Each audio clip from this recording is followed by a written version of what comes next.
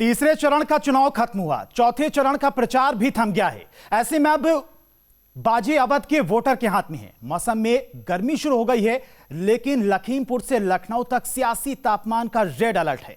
सियासी पारे की तपिश को नेताओं के बयानों में महसूस किया जा सकता है। वार पलटवार, एक तरफ जमीनी मुद्दे, दूसरी तरफ। और ऐसे में क्या है अवध की लड़ाई का पूरा समीकरण, समझिए इस रिपोर्ट के जरिए।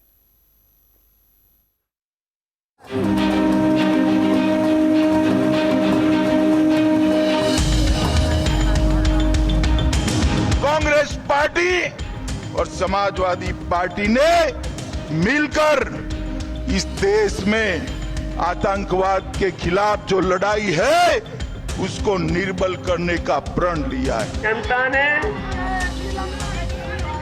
इनकी खड़ी की खटिया,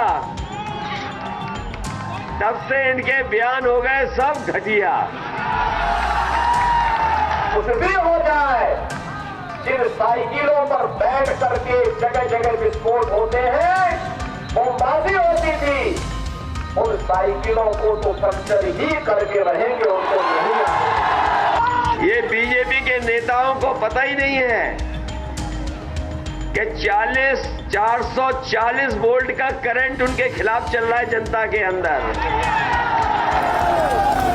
23 फरवरी को भारतीय जनता पार्टी को इतना वोट दीजिए कि 10 मार्च के बाद समाजवादी पार्टी केवल धुआं धुआं नजर आए।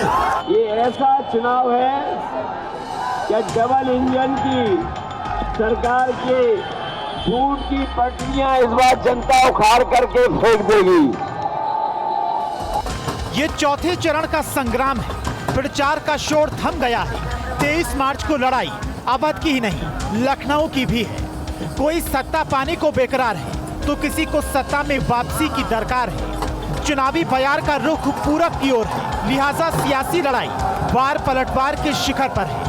बयानों में तल्खी है तो सियासी हमलों में भी तीखापन, जो बता रहा है पूरब में सूरज उगाने के लिए सियासत में मौसम के साथ गर्मी की तपिश बढ़ने वाली है। जो दूसरों का नाम बदल रहे थे, योजनाओं का नाम बदल रहे थे, इस बार उनका भी नाम बदल गया और उनका नाम उस अखबार ने लिखा है बुलडोजर बाबा। और देखिए बुलडोजर बाबा कितने होशियार हैं।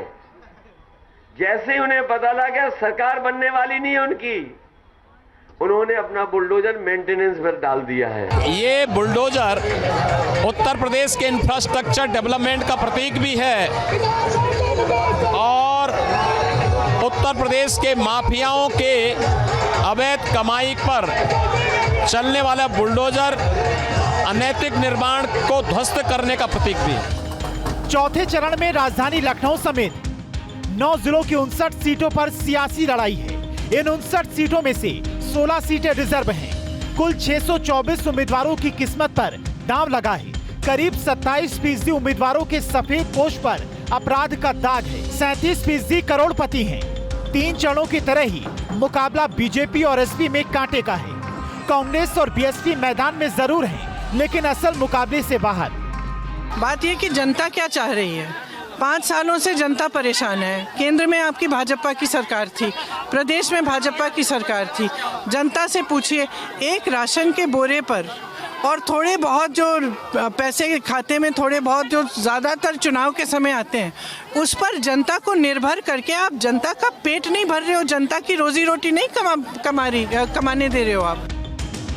ऐसे में 2017 के लिहाज से आंकड़ों पर नजर डाली जाए तो 59 सीटों में से 51 सीटों पर बीजेपी गठबंधन ने जीत दर्ज की थी। परिवार की कलह का समाजवादी कुनबे को नुकसान हुआ था। समाजवादी पार्टी 4 सीटों पर ही सिमट गई थी। कांग्रेस बीएसपी के खाते में 2-2 सीटें आई थी। लेकिन 22 की लड़ाई इतनी आसान नजर नहीं आ रही है। सत्ता दल के सामने भी चुनौती है तो विपक्ष के सामने अस्तित्व का संकट।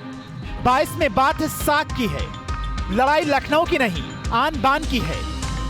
इन सभी विरोधी पार्टियों की रही सरकारों में शुरू से ही यहाँ यूपी की जनता काफ़ी ज़्यादा दुखी व परेशान रही है। विशेषकर कोरोना महामारी के दौरान तो इन सभी की हालत और भी ज्यादा खराब हो गई है। चौथे चरण की लड़ाई में तराई के इलाके हैं, लिहाजा किसानों का मुद्दा अहम है। किसानों की बात है तो लखीमपुर खीरी का मुद्दा विपक्ष का बड़ा हथियार है, जिसके जरिए समाजवादी पार्टी के निशाने पर बीजेपी है। आवारा पशुओं का संकट किसानों के सामने रहा है। महंगी बिजली और खाद की तीर भी विपक्ष के तरकश में है। ऐसे में महंगाई, रोजगार, कानून व्यवस्था, शिक्षा और स्वास्थ्य जैसे मुद्दे भी वोटर्स का रुख तय करेंगे। कहते हैं दिल्ली का रास्ता यूपी से गुजरता है, लखनऊ यूपी का केंद्र है। ऐसे में चौथा चरण लखनऊ की सियासत भी तय करेगा। Team news state. अब आपको बताते हैं चौथे फेज की लड़ाई हर दल के लिए क्यों अहम हो जाती है। दरअसल अवध में जीत लखनऊ की जीत का प्रतीक है। 2017 में बीजेपी अवध क्षेत्र में मजबूत रही थी। 2017 में बीजेपी ने 82 में से 67 सीटें जीती थी और बीजेपी से एसपी में गए कई विधायक अवध से ही हैं। मोदी सरकार के 4 मंत्री भी अवध क्षेत्र से ही हैं। तो ये वो तमाम फैक्टर्स हैं जो अवध क्षेत्र की खूबियां बताते हैं।